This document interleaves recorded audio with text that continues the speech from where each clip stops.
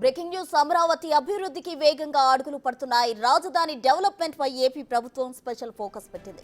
అమరావతి పరిధిలో జంగల్ క్లియరెన్స్ పనులు సాగుతున్నాయి. సచివాలయం వెనుక వైపు N9 రోడ్డు దగ్గర నుంచి ఈ పనులు వేగంగా సాగుతున్నాయి. రాజధానిని నిర్వీర్యం చేసేలా వైసీపీ ప్రభుత్వం తీసుకున్న నిర్ణయాలు కూటమి ప్రభుత్వం సరిదిద్దుతోంది. గత ప్రభుత్వ హయాంలో బాపట్ల, పల్నాడు జిల్లాలో ప్రభుత్వం విడదీసిన ప్రాంతాలను తిరిగి సిఆర్డీఏలో విలీనం చేస్తూ పరిధిని పునరుద్ధరించింది. దీంతో సిఆర్డీఏ విస్తీర్ణం గతంలో ఉన్న మాదిరిగా 8,352 చదరపు కిలోమీటర్లకు పెరిగింది. ప్రభుత్వ నిర్ణయంతో రాజధాని ప్రాంతంతో పాటు సమీప జిల్లాల సమగ్ర అభివృద్ధి చెందుతున్నాయని నిపుణులు అభిప్రాయపడుతున్నారు. రాజధాని ప్రాంతం సమగ్ర అభివృద్ధితో పాటు సమీప ప్రాంతాలు గ్రోత్ కారిడార్లుగా ఎదిగేందుకు ఈ నిర్ణయం ఎంతగానో ఉపయోగపడుతుందని చెబుతున్నారు.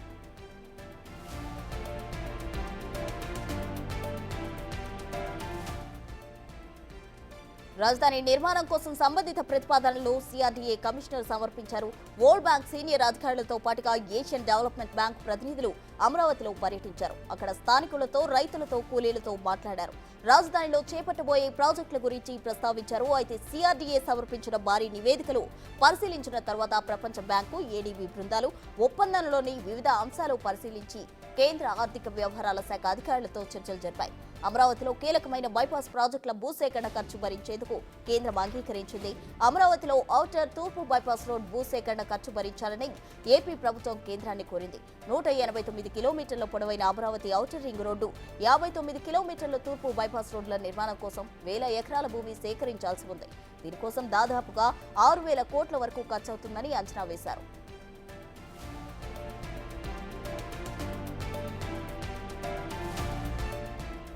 గత వైసీపీ ప్రభుత్వంలో రాజధాని అమరావతిలో నిర్మాణాలకు వెనుకంజ వేసిన సంస్థలు ఇప్పుడు మళ్లీ ముందుకొస్తున్నాయని మంత్రి నారాయణ తెలిపారు. మంత్రివర్గ ఉపసంఘం సభ్యులంతా అధికారులతో సమావేశమయ్యారు. కూటమి ప్రభుత్వం వచ్చిన తర్వాత తిరిగి వారికి నమ్మకం వచ్చిందని, అమరావతికి వస్తామని, నిర్మాణాలు ప్రారంభిస్తామని ముందుకొచ్చారని తెలిపారు. ప్రతి 10 రోజులకు ఒకసారి సబ్ కమిటీ సమావేశమవుతుందని ఆర్థిక మంత్రి పయ్యావుల కేశవ్ తెలిపారు.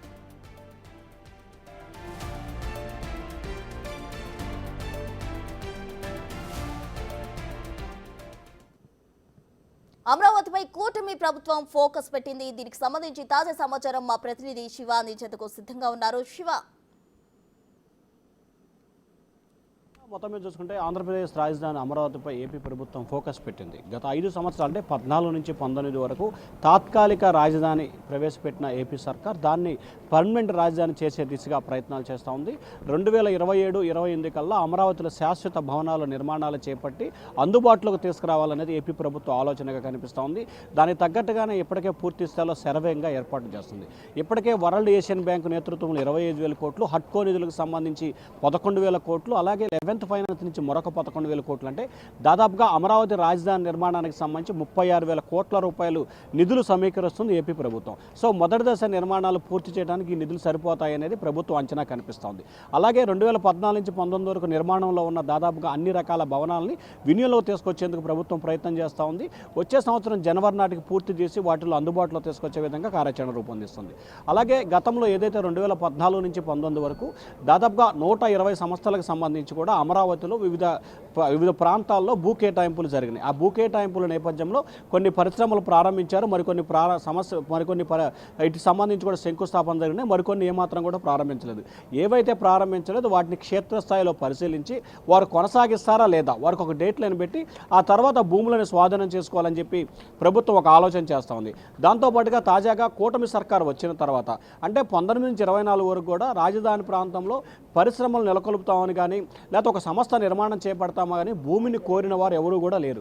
సో ఈ నేపథ్యంలో తాజాగా కూటమి ప్రభుత్వం అధికారంలో రావడంతో రాజధాని ప్రాంతంలో మరొక 112 సంస్థలకు సంబంధించి తాము నిర్మాణాలు, పరిశ్రమలు పెడతాము, భూ కేటాయింపు చేయాలని చెప్పి వివిధ ప్రాంతాల నుంచి దరఖాస్తులు రావడం జరిగింది.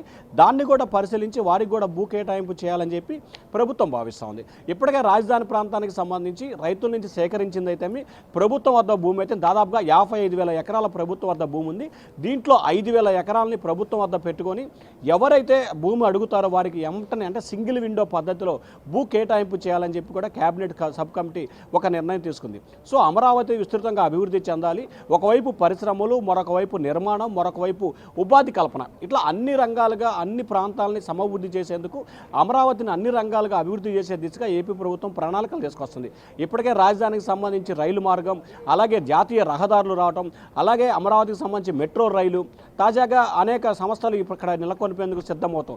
సో ఈ నేపథ్యంలో అమరావతిని సంబంధించి అన్ని రంగాలలో అన్ని విభాగాలలో కూడా అభివృద్ధి చేయాలనేది ప్రభుత్వ ఆలోచనగా కనిపిస్తూ ఉంది. ఇప్పటికే అమరావతి ప్రాంతానికి సంబంధించి దాదాపుగా వివిధ రూపాల్లో సీడ్ యాక్సిస్ రోడ్లు నిర్మాణం చేపడుతున్నారు, మరికొన్ని చోట్ల సింగిల్ రోడ్లు నిర్మాణం చేయబడుతుంది.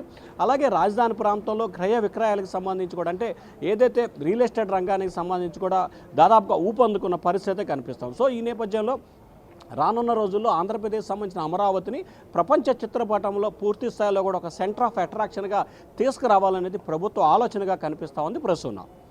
Right, thank you Shiva.